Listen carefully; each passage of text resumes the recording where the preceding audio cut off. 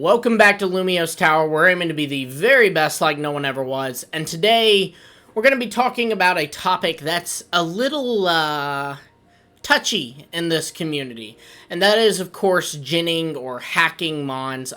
For those who don't know, ginning is just another term for hacking mons. It's basically where, instead of catching a Pokemon and raising its stats and all the, the way you would in the game, you basically use, honestly, I don't know how people do it, because I don't do it myself, but there's, you can use a modded switch or a PK Hex and basically make your own Pokemon. This then obviously makes things easier for if you're preparing for an online competition or even just, with friends, whatever. But the reason this is so important right now is because currently Pokemon Worlds is going on right now. The World Championships is going on. And on day one, there are a lot of people who got disqualified. And the reason they got disqualified is because it was found that their team contained some of these hacked or gin bonds. And for the record, what they were using, just so, I'm getting everything out in the open and everything's clear and everything's, I'm not painting something in a different light, is these people were using legitimately, these Pokemon can be, obtained this way. So it's not like they're running around using Fluttermanes with Aeroblast, right? And because Fluttermane can't learn that. They're using genuine Pokemon that, could exist. It just so happens these Pokemon weren't obtained by normal means.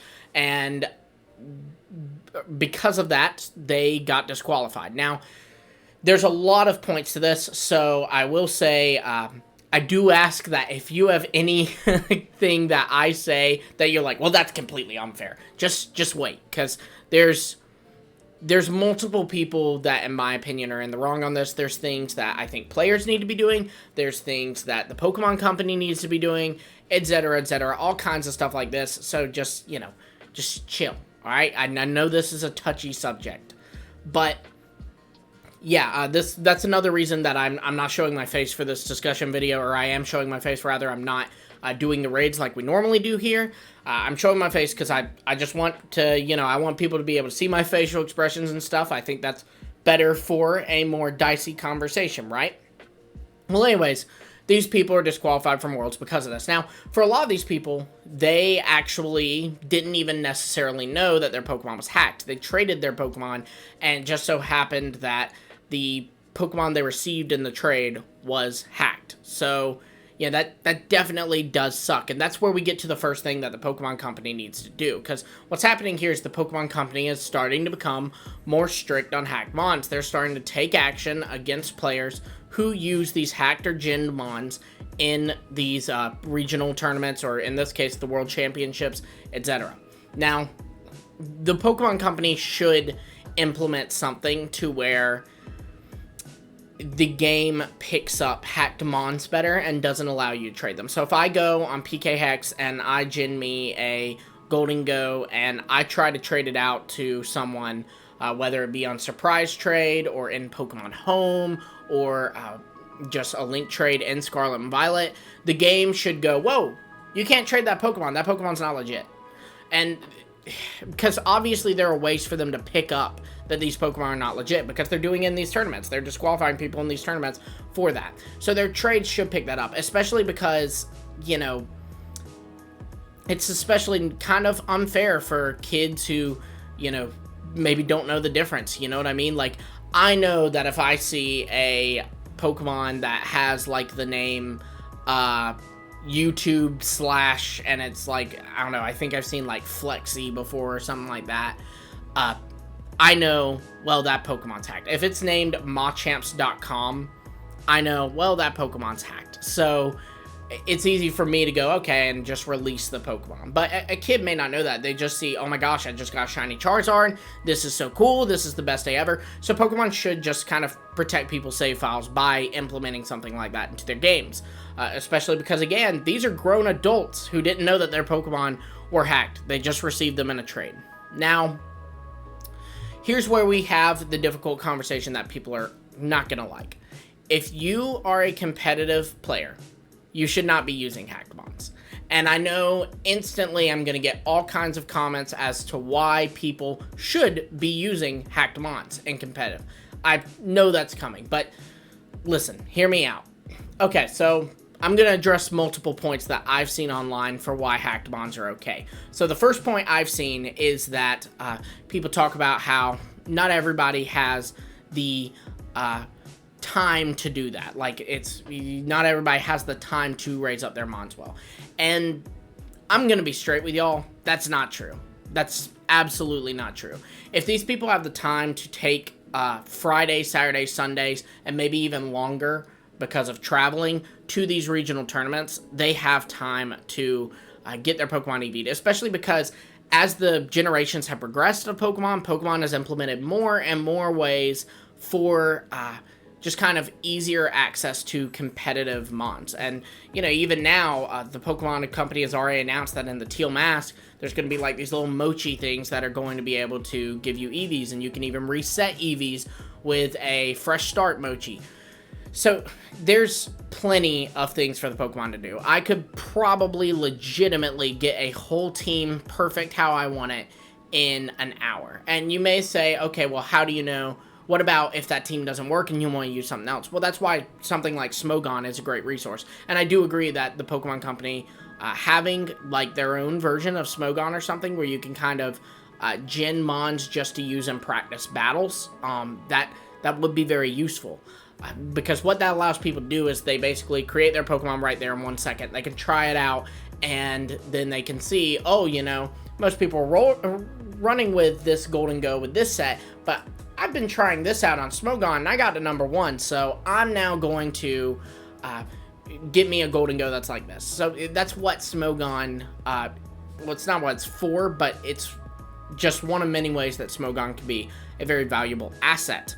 But another thing, too, is just to be frank with you, I know people have full-time jobs. I have a full-time job. I have a full-time job, and I have a wife who I love and I want to spend time with. I'm not just, you know, I'm not doing full-time and then immediately when I'm done working, switching over to Pokemon. I have 3 channels. The competitive channel that we're on right now, Lumiose Tower. I have LumiosePost, and then I do a weekly podcast on Hidden Power Podcast. Sometimes more, depending on the week. Like when there's news, we do more than one. So there are some people that are certainly more busy than me. I am very blessed. While I do have a full-time job, I work from home. So there are plenty of people that are not like that, and that's 100% valid. But I will say, if you look at any sports, NFL, NBA, and I'm sure I'll get people saying, are you really comparing Pokemon games to the NFL? And yes, I absolutely am, because it's something that there are these tournaments for, and they are these competition for, and I think anybody who plays Pokemon competitively would probably say that it's a valid comparison in terms of how much time they put into the game. But if you look at any sports, NFL, NBA, any other one, you can see that these players have to do multiple things. They have to show up to each game, right? Just like a Pokemon player has to show up to their regional competition. They have to practice. They have to practice on Smogon. They have to practice on the Battle Spot or Battle Stadium, whatever it's called now. They have to do that too, you know, just like players show up to their practice.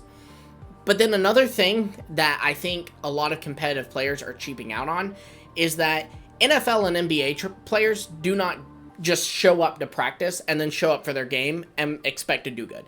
They also train their bodies. They go work out, and not only do they work out, but a lot of the times they'll have worked out before they even try out for a team, because obviously, like, if you show up not in shape, you're not going to get on the team. So you have to, you know, do a lot of working out before you even try out for the team, right? And then they have to be consistent with it. They have to keep working out. They have to keep training themselves, just like competitive players should be training their Pokemon. And these people even have to find specific workouts that they need to train themselves in, you know? Oh, you know, I need a little more muscle in my legs. Let me look up leg workouts, and that's what I'm going to start doing. You know, I could really use some cardio workouts. I'm going to start jogging more. Those kinds of things. So that is how I would compare, like, the EV training. You got to recognize, I need more special attacking on my team. Let me train up a Golden Go and see if that's something that would be a good fit for my team. You do have to put in that work. I'm so sorry if that hurts your feelings, but it is true. You do have to put in that work. And you may say, well, I don't have the time to do that. Well, again, I think you do. If you're able to show up to these regionals, then you do have more time than you realize you do. And for two, if you genuinely don't have the time, then I'm sorry, but you genuinely shouldn't play Pokemon competitively. And I know that right there is going to piss off a lot of people, but there it is. I'm saying it. You shouldn't, because this is how the game is supposed to be played. People are now getting disqualified, in fact, for not playing it this way. So yes, you should recognize that and do it. Now, the Pokemon Company is not all innocent here. I already talked about how they should have stricter things in the trades, because I really do feel bad for these people who were disqualified because they didn't even know they had a hacked mon. That sucks. And that's on the people who traded them that mon, right? That's not on them. But another thing the Pokemon Company could be doing is they could be doing a little bit more to make Pokemon competitively viable. People have always talked about the idea of rusty bottle caps, something to lower IVs, because if I have a Golden-Go, that's our example of the day, I guess, while I want a special attack to be as high as possible, because Golden-Go is a special attacking mon, I want his physical attack to actually be as low as possible, because if a Pokemon uses Foul Play on my Golden-Go, which is super effective against Golden-Go, so this is even more important for Golden-Go than anything, it uses Golden-Go's attack stat to use that Foul Play. So I want to make sure my Golden-Go's attack stat is as low as it can be, because I'd hate to be knocked out because of my own Pokemon's IVs, right? So, you know, being able to get a rusty bottle cap that lowers Golden-Go's stats all the way to 0 would be super, super effective. Like, that would be absolutely excellent. Other things that they could do is just, in general, you know, maybe make EV items a little cheaper in the game. Maybe make them a little more accessible. You know, there's also other ways we can maybe obtain them that would be good. One big thing has been with this gen specifically is you need Terra Shards to change your Pokemon's Terra type. Well, you know, maybe those event Blissey raids that give out a ton of Terra Shards should just kind of be a regular thing, because that's pretty nice being able to just get a ton of Terra Shards from a Blissey raid, right? That's like mandatory. We need that. But another big excuse I've seen people say is that, you know, well, it's too hard to do it. Again, I think this goes back with the time thing. If you genuinely think it is too hard to get your Pokemon competitively ready, I'm very sorry, you should not play VGC. And I do want to preface all this too by saying that, again, I do not hack my mons, I do not gem my mons. To my knowledge, I have never owned a gemmed mon. These little things about traded Pokemon being gemmed does have me a little more concerned, for sure. But to my knowledge, I have never had a gemmed Pokemon. That said, I don't think I'm any better than anyone else. I mean, the fact that these people even made it to Worlds is more than I've ever done, for certain. So, tons of respect to them. I don't think anybody's a bad guy for using hacked mons. I just think it's maybe time we start changing their approach. And another really, really big deal around Worlds with this is that people especially shouldn't have brought hacked mons to Worlds, because Worlds it's set in Japan this year, and it is a culmination of every country, right? Like, there are people from, you know, the United Kingdom playing in Worlds. There are people from Spain, Portugal, Germany, Italy. There are people from America. There are people from Japan. And the big deal about this is that in Japan, under the, I think it's called the UPCA, but anybody can correct me because I am not a Japanese resident, nor am I even fluent in Japanese or understand anything past hello in Japanese.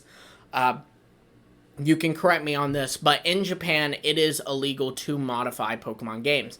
Just in Generation 8, there was a guy who actually got sentenced to jail for modifying his game and making these perfect IV Sobbles and selling them to people. So, it's a big no-no in Japan.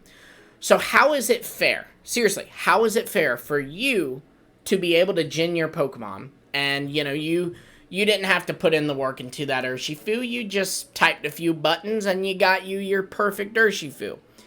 Whereas the people in Japan, legally have to build up their team, right? It's unfair. So I think that's another thing to think about too, and you can get mad at that Japanese law as much as you want, but as long as it's there, I do think it's unfair that people are going to these matches against these Japanese players and using these Pokemon. I've always said that I think hacked Pokemon should be about consent, right? Like, if you have a hacked Pokemon, or better, I'll use me as the example. I'll be the guy with the hacked Mon in this example. If I have a hacked Pokemon, fine, whatever. If I trade with someone, I should clarify to that person, hey, just so you know, yeah, you can have this shiny Charizard, but it is hacked. So if you still want it, you can have it, but I'm just letting you know it's hacked. You know, so they can make the decision for themselves if they want a hacked Mon or not. Likewise, I think that if I'm in battle with someone, if I'm about to battle you, I think I should let you know, hey, just letting you know, the team I'm bringing, they're all gen. That cool? Because I think that if American players went to these Japanese players and asked them, hey, all my Mons are genned. That cool with you? I think the Japanese players would be like, heck no, it's not cool with me. Actually work to get your Mons. But yeah, I know that a ton of work and a ton of effort is put into VGC and being able to compete in these things, so I mean no disrespect to anyone who has been hacking Mons or will continue to hack Mons, or to anyone who, you know, is competing in these tournaments with these hacked Mons.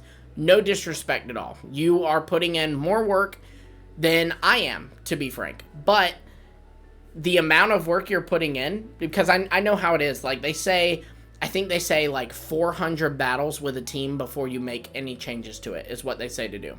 So if you're doing that, I'm sorry, but EV training and throwing some bottle caps and maybe a mint on your Pokemon, it takes no time compared to those 400 battles. Just saying. But anyways, there you go. That's my thoughts on ginning. I just thought with all the stuff going on at Worlds, this was kind of a relevant topic. I did want to talk about it. I've always been kind of passionate about this. If you follow my podcast, Hidden Power, I have ranted a couple times on there about ginning. I've ranted on this channel, I'm pretty sure, about ginning. I'm very much against it. But again, no disrespect to anybody who isn't. I'm not saying you're a bad person if you gym Pokemon. I don't think any one action makes you a bad or good person unless you, like, killed thousands. If that's your one action, then you're a terrible person. But I especially don't think that any one action revolving around a video game makes you a good or a bad person. I'm just saying I think that there's a lot more than just it's too hard to this. It's unfair to the Japanese players. So when you're competing online against these players, or when you're competing at Worlds in Yokohama against these players, it is literally unfair. And for two, I mean, the Pokemon Company has made it clear they don't want you doing this, and they're now disqualifying people for doing this. So if you continue to do it, all I'll say is don't whine when you get disqualified. Lumi out.